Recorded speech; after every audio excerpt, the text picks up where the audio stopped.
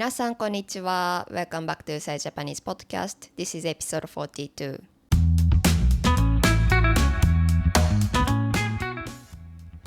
外国語を頑張って勉強したのに、いざその国に行ってレストランでじゃあ習った、言葉を使おうと思ったら全然メニューが読めなかったということはありますか？私はあります。食べ物の名前とか、食事に関わる言葉って山ほどありますよね。で、しかも普段使わないものが多いですよね。なので、注文する日本語とか、例えば注文お願いします。これ一つくださいみたいな日本語は知ってるのに、肝心な食べ物の名前が全然わかんなくて、もう特に漢字とかだとね、指さしてこれお願いしますっていうか、もう英語のメニューにするか、であとは何を食べたいか見る時も言葉だけで書いてあっても分かんないから、結局 Google 翻訳とかを使ったりしますよね。でもそれって結構めんどくさいですよね。私も食べるのが好きだし、あと嫌いな食べ物も結構あるので、自分が何を食べるかっていうのをちゃんと把握しておきたいんですけれども、例えば言語を全然知らない国とかに行って、もうメニューを見ても、言葉がいっぱいありすぎて、もう何も理解できないっていう感じになってしまいますよね。なので食べ物に関する言葉をもっと教えたいなと思ったんですけれども、結構食べ物の名前とか言った教材って初心者向けが多いですよね。やっぱりYouTube とかで見てもリンゴ、バナナみたいなのばっかりなんですけれども、そこで考えついたのが、私が普段食べているものを、見せながら、食べ物の名前を少し学ぶのはどうかなと、考えついて、なので今回のエピソードは、私が1週間に食べたものを、紹介します。レシピとかも全部は紹介できないんですけれども、名前と具材は言うので、よかったら自分で調べたり、アレンジしてみたりしてください。ではまず、始める前に私が普段どんな食生活をしているかを少しお話ししますね。私は日本生まれ、日本育ちで、今は、スペインに、住んでもう3年になります。で、日本の食べ物が世界一大好きです。スペインの食べ物は結構試しましたけど、日本の食べ物には私の中では勝てないっていう感じです。あとは日本以外にも中国とか台湾、韓国とか、東アジア系、あとは東南アジア系の料理が大好きで、それをしばらく食べないと結構ストレスになります。アジア人がヨーロッパとかに旅行してなんか3日目とか5日目でも絶対アジアレストランに行っちゃうっていう人が多いと思うんですけれども、私もそのうちの一人です。で、家では基本的に自炊をしています。本当はそんなに料理は好きじゃないんですけれども、まあそんなにね、毎日、外食していたら、お金がなくなってしまうので、基本的に自炊。で、週に数回、特に週末友達に会うときは外食したり、デリバリーをしたりしています。なので今回の1週間もデリバリー外食と自炊のミックスになっています。で、さっき料理があんまり好きじゃないと言ったので、あの、で、自分が食べたいものを作る力はあるんですけれども、それ以上頑張りたくない派なので、結構適当なところがあったり、あとは毎日同じようなものを食べていたりします。まあ、それでもあんまり食べるのは好きなんですけれども、食べ物に関して大きなこだわりがないので、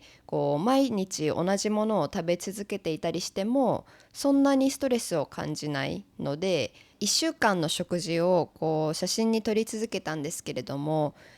本当にリアルな1週間の食事で頑張っていつもより、料理をするっていうことも、いつもより豪華な料理をするっていうこともなく、やる気がない日はやる気がないなりに適当な食事をして、余り物を食べることもありましたし、そうですね、あんまりこう皆さんに自分も料理しなきゃとかちゃんと食べなきゃっていうふうに思ってほしくないので、リアルな状況を、お見せします。では前置きは、これくらいにしておいて、月曜日から始めていきます。ではまず月曜の昼、いきなり超シンプルです。ナスの揚げ浸し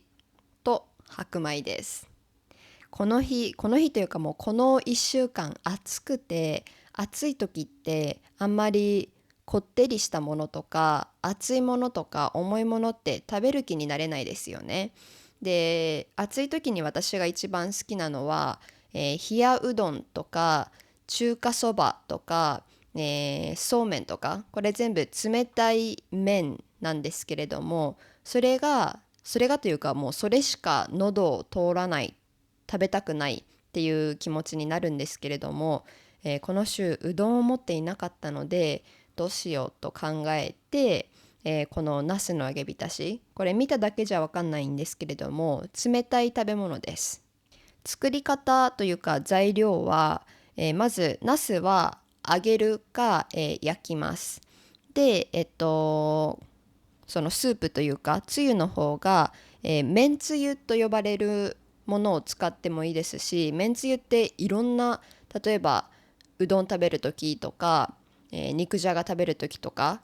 日本の食べ物のこう基本的なスープみたいな感じなんですけれども、めんつゆっていうものを買うこともできるし自分で作ることもできます。私の場合は買っためんつゆの味があんまり好きじゃないので今回自分で作りました。作り方は、だしはかつおだしとか、もしベジタリアンの人は、昆布だしを使ってだし、醤油、みりん、砂糖、水です。でこれを全部鍋の中で、一煮立ちさせたらすでに焼いたナスを、ボウルの中に一緒に入れて、で冷蔵庫で1時間ぐらい、冷やします。で、最後におろし生姜とか、私の場合はおろすための生姜がなかったので生姜の紅茶の中身を使いました。なのでこの一番上に乗っかっているこの小さな粒は、生姜です。生姜を入れると結構ピリッという辛さが付け加えられてすっごく美味しいです。では月曜日の夜、急にやる気を失います。もう暑かったんですね、この日。暑いと、食べる気もやる気も何も、失います。で、私が食事をとる上で一番気をつけていることは、タンパク質ですね。なぜかというと、タンパク質だけは取れとよく聞くからです。適当にとっています。特にどれくらい取るかとかは気にしていないんですけれども、炭水化物は意識しなくても結構簡単に取れる。なぜなら炭水化物好きなので、麺とかご飯とか、あとはこう友達と外食した時もそういうのを食べる機会が多いので、それは意識しなくてもしっかり取れるとして、特に私は家で、肉料理をしません。で今回1回だけ肉料理が出てくるんですけれども、結構例外でして、基本的に生肉を自分で買って調理するっていうことはないんですね。なのでなおさらタンパク質を取り忘れたりするので、卵とか豆腐でしっかり、取るように心がけています。にしてもこの日の夜は、夜なのに朝ごはんっぽい、しかもこう味付けとか全然ない超シンプルな、ご飯ですね。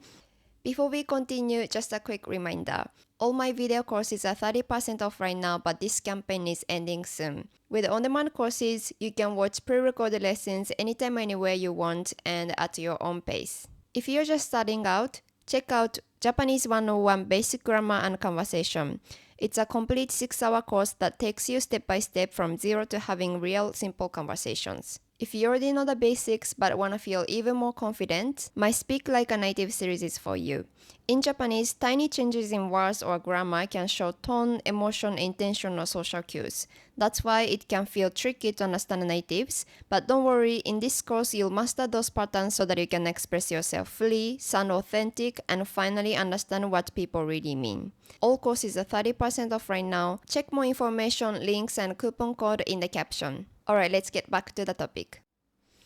では火曜日が、その珍しくお肉を家で食べた日です。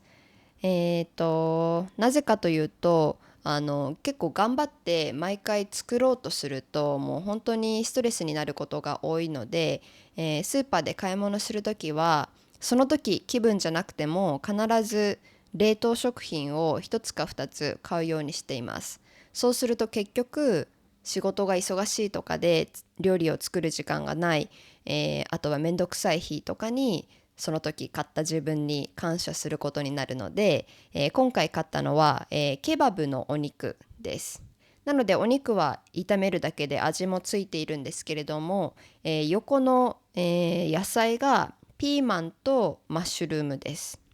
確か味付けは醤油と砂糖です。結構ケバブって日本の食べ物じゃないのに野菜は醤油と砂糖で大丈夫なのかなと心配だったんですけれども全然いけました。でも海外の食べ物で塩っぽい感じしょっぱさを足したい場合って何使うんですかね。塩だけですか？日本ではもうしょっぱさが欲しいと思ったらすぐ醤油かたまに塩なんですけれども海外では何を使うのか知っている人は教えてください。で、この下に、白米があります。ご飯はもう炊飯器を持っているのでほぼ毎日食べています。で、さっきマッシュルームって言ったんですけれども海外では結構何でもかんでもマッシュルームって呼んでいる感じなんですけれども日本ではそれぞれのキノコの名前で呼びます。もしキノコがたくさん入っている料理とかだったらキノコっていうかもしれないんですけれどもそれ以外だったら例えば舞茸のお味噌汁とかえのきだけの、炒め物とかしっかりキノコのそれぞれの名前で、呼ぶことがほとんどです。でマッシュルームって言ったらこのタイプのマッシュルームのことになります。火曜日の、夜ですねケバブが余ったので、それを食べてで野菜を追加しようと思って、作ったのがこのきゅうりの何でしょ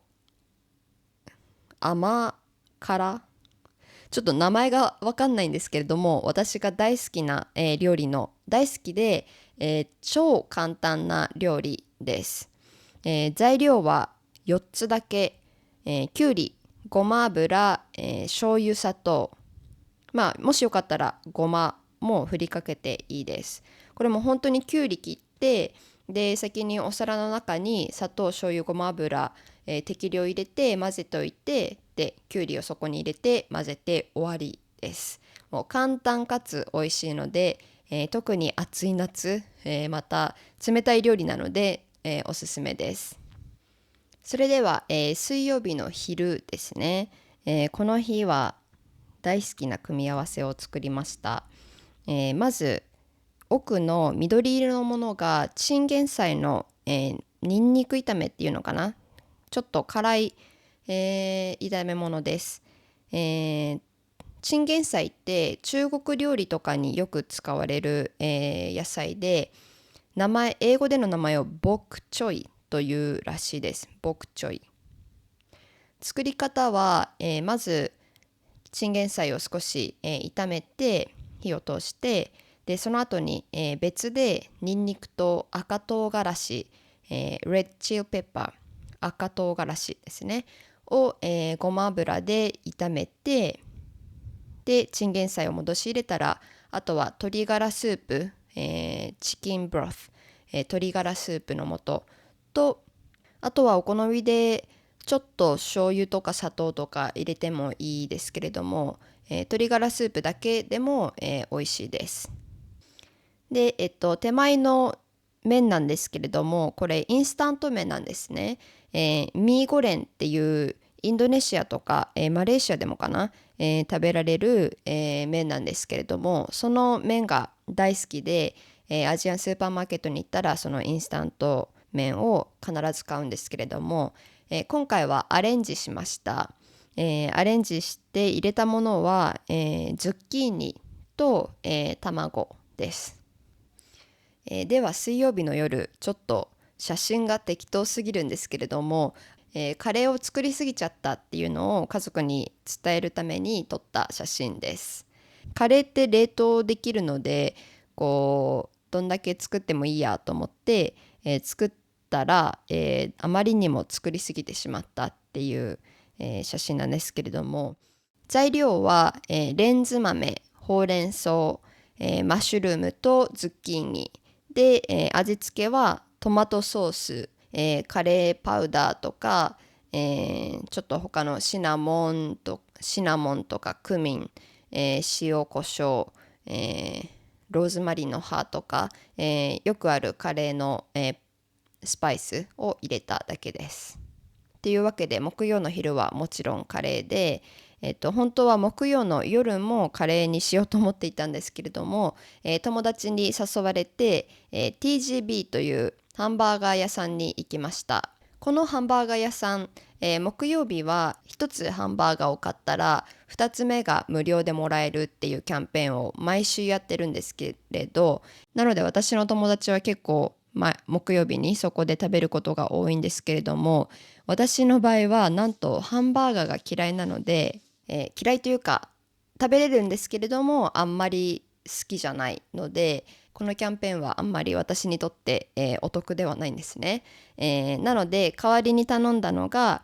フライドチキンとさつまいものフライドポテトです。でこれ本当は、お店で食べたんですけれども、その場で写真を撮るのを忘れてしまったので、その後食べきれなくて家に持ち帰った分を家で撮ったので後ろに、ライスもあります。でこのフライドチキンがどんなのか知らなくて頼んだら、普通のケンタッキーとかで売ってるようなフライドチキンかと思ったら、結構なんて言うんだろう、クリスピーというよりかはしっとりした感じのだったんですけれども、これはこれですごく美味しかったです。金曜日の昼が、この残り物と、納豆ご飯を食べました。納豆嫌いな人多いですか？私は大好きです。ご飯と一緒に食べるのが一番好きなのは卵かけご飯か、のり玉とかふりかけです。でもこっちでは生卵食べれないので、卵かけご飯が一番恋しくなる食べ物です。では土曜日の昼少し時間があったので、ちょっと時間のかかるグラタンを作ってみました。グラタンってどこの国の言葉なのか知っていますか？私は知りませんので、グラタン、知っている人がいたら教えてください。作り方はまず一番下にマカロニを敷いています。で、その上にホワイトソースは、牛乳と小麦粉で作るちょっとドロッとしたソースですね。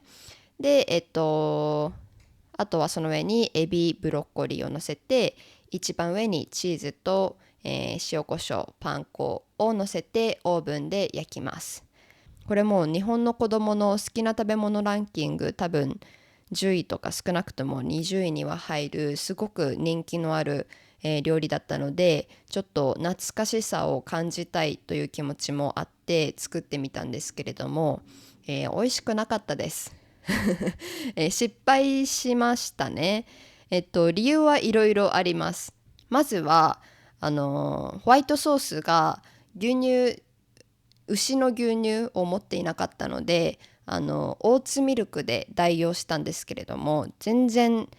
固まらなくて、固まるってのはその小麦粉を入れると本当はとろみがつくはずなんですけれども、それが全然なくて、で味も結構違う。オーツミルクは大好きでコーヒーとかに入れて毎日飲んでるんですけれども、ホワイトソースとなるとちょっと味が変になっちゃった感じがしました。でもう一つがマカロニが普通のマカロニではなくグルテンフリーのパスタだったんですね。私結構グルテンですっごいお腹が膨れてしまう、タイプなのでグルテンをそんなに摂りすぎないようにしているんですけれども、味がやっぱり違いますよね。で普段のパスタだったら全然気にならないんですけれども、グラタンの時だけすごくなんか美味しくないっていう、気持ちになりました。で、土曜日の夜は友達に会ったので外食しました。写真を撮り忘れました。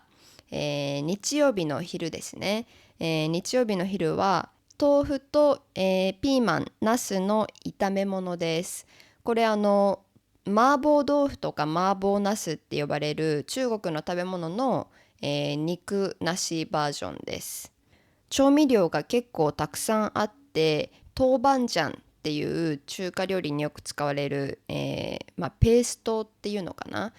豆板醤、オイスターソース、醤油、生姜、砂糖、ニンニクですね。あとごま油ちょっと。はい。基本的にこの野菜とか豆腐と今言った調味料を割って入れるだけです。豆板醤がちょっと辛さがあるので全体的にピリ辛な、味になっています。でこれを、ご飯の上に乗っけて食べました。すっごい美味しいですこれ。もし辛めのものとか、豆腐とかが好きな人は試してみてください。日曜日の夜もまた外食しました。外食が多いですね。でもなんかこう友達に会うと別に夜ご飯一緒に食べようって言って会うわけじゃないんですけれども、こうみんなでじゃあ8時ぐらい9時ぐらいに会おうかって言って会うと